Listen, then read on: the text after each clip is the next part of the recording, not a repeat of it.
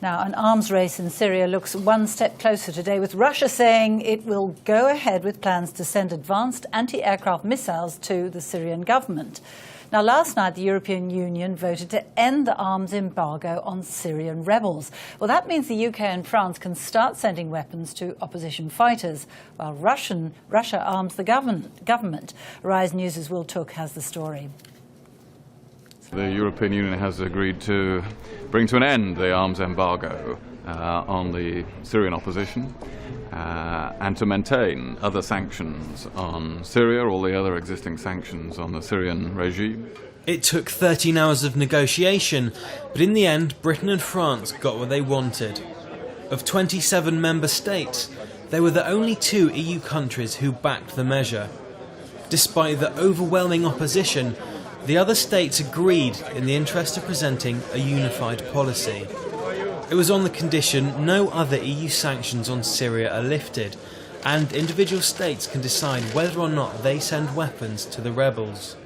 But the rebels won't be adding European weapons to their arsenal until August. Foreign ministers agreed to delay any shipments to give planned peace talks between the opposition and regime officials a chance of success. Critics say yesterday's decision will give the Syrian government an excuse to back out. US Secretary of State John Kerry and his Russian counterpart Sergei Lavrov remain hopeful the talks will happen and have held fresh discussions to facilitate them. If they don't succeed, many will take it as a sign diplomatic efforts to end the war are exhausted, and the only option left for the West is military intervention. And for the rebels, that can't come quickly enough. They've taken heavy losses fighting in Qusayr, near the border with Lebanon. If Qusayr were to come under government control again, it would open a corridor for easy movement of troops and heavy weapons back and forth between Lebanon and Syria. That would likely trigger unilateral action from Israel, who have already carried out airstrikes on Syrian weapons headed for Hezbollah. Tel Aviv is warning if these Russian S-300 anti-aircraft missiles reach Syria, they'll launch further attacks. Regarding the S-300, the subject surfaced when the Russian government intended to supply the system to Syria. Obviously, from our perspective, it is a threat at this stage.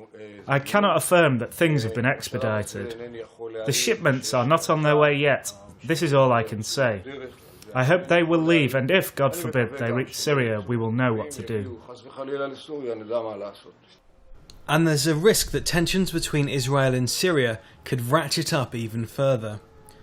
Austria has said it'll consider pulling its UN peacekeepers from the Golan Heights in response to the EU arms embargo being lifted.